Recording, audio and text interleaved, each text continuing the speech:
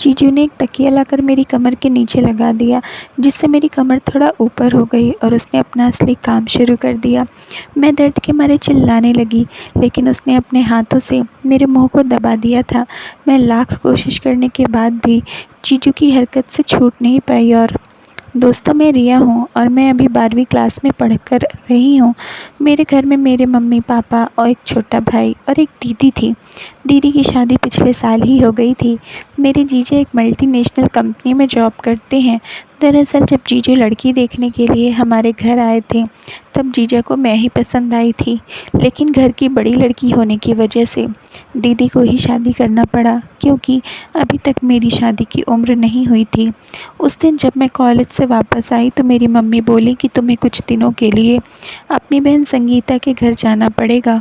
मैंने पूछा, क्यों, क्या हुआ, दीदी ठीक तो है ना? मम्मी ने जवाब दिया कि जीजू का कॉल आया था, बताया है कि खुशखबरी है।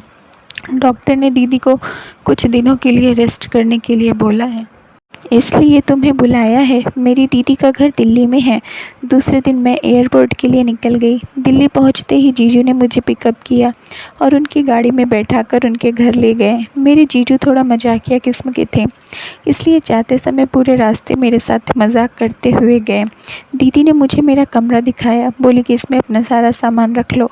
मैं नहाकर एक ब्लैक कलर का टॉप और सलवार पहनकर हॉल में आई।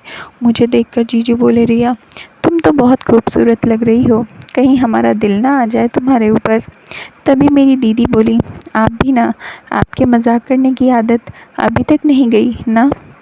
चलो और रिया, खाना खा लेते हैं। हम सभी ने खाना खाया और जीजू वापस अपने ऑफिस चले गए। शाम को जीजू ऑफिस से आए तो मेरे लिए चॉकलेट ले आए। जीजू ने आकर पीछे से मेरी आंखें बंद कर ली और मुझे सरप्राइज़ में चॉकलेट दिया।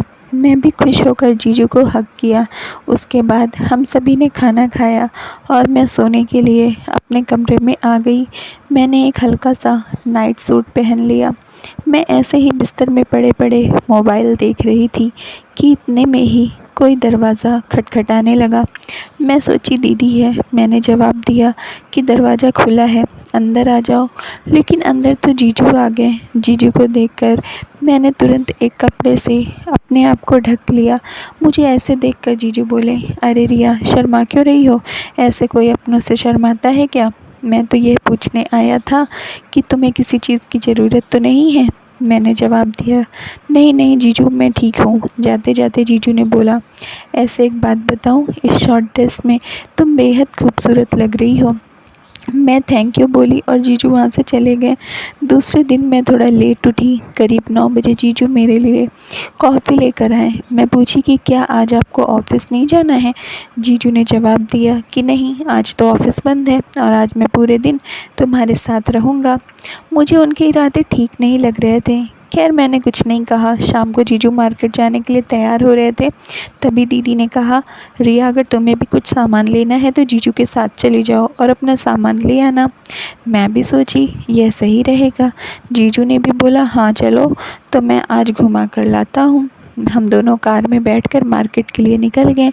जीजू ड्राइव कर रहे थे और मैं आगे वाली सीट पर बैठी थी। मैं एक मिनी और शर्ट लगा रखी थी, जिसमें मैं बहुत खूबसूरत लग रही थी। स्कर्ट थोड़ा ज़्यादा ही छोटा है, जिसकी वजह से मेरी टांग साफ साफ दिखाई दे रही थी।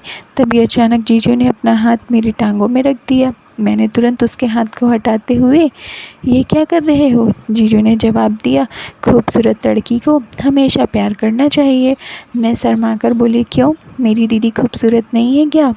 जीजू ने जवाब दिया कि खूबसूरत है, पर तुम्हारी जैसी नहीं है। मैं शर्मा कर मुस्कुराने लगी। तभी जीजू ने फिर से अपना हाथ लाकर मेरी टांगों में रख दिया। इस बार मैंने कुछ नहीं कहा। जीजू की आंखों में अलग ही शुरूर दिखाई दे रहा था। जीजू ने कहा, तुम्हारा कोई बॉयफ्रेंड नहीं है क्या? मैंने जवाब दिया, था तो एक, पर कुछ दिन पहले ब्रेकअप हो गया। जीजू ने बड़े ही बेशर्मी से पूछा, उसके साथ कभी रोमांस किया है क्या? इस सवाल का मेरे पास कोई जवाब नहीं था, क्योंकि अब मुझे जीजू की हरकत का साफ पता लग रहा था। जीजू का एक हाथ मेरे टांगों से होकर ऊपर की ओर बढ़ रहा था। मैंने उसके हाथ को हटाते हुए कहा कि जीजू अभी नहीं, यहाँ बहुत आदमी हैं, यह लोग देखेंगे तो क्या सोचेंगे। जीजू ने जवाब दिया, फिर ठीक है, आज रात को तुम्हारी दीदी के सोने के बाद मैं तुम्हारे कमरे में आऊँगा। मैं कुछ नहीं बोली और हम दोनों ने ढेर सारी शॉपिंग की। जीजू ने मुझे आइसक्रीम भी खिलाई और वापस घर आ गए। खाना खाकर हम सब सोने के लिए अपने कमरे में चले गए। मैं सोच में पड़ गई कि दरवाज़ा लॉक करूं या ना करूं, क्योंकि जीजू ने तो बताया था कि दरवाज़ा लॉक नहीं करना क्योंकि रात को वह आएंगे। मैं दुविधा में पड़ गई, एक तरफ मेरी दीदी का प्यार, दूसरी तरफ जीजू की हवस। मैंने फैसला किया कि मैं दरवाज़ा लॉक नहीं करूंगी, क्योंकि कहीं ना कहीं अब इन सब में मुझे भी मज़ा आने लगा था। मैंने एक हल्का सा नाइटी पहन लिया, ये कुछ ज़्यादा ही शॉर्ट है जिससे मेरा आधा शरीर निकल रहा था। मैं बेड में लेटे लेटे मोबाइल देखने लगी और मुझे कब नींद आ गई पता ही नहीं चला।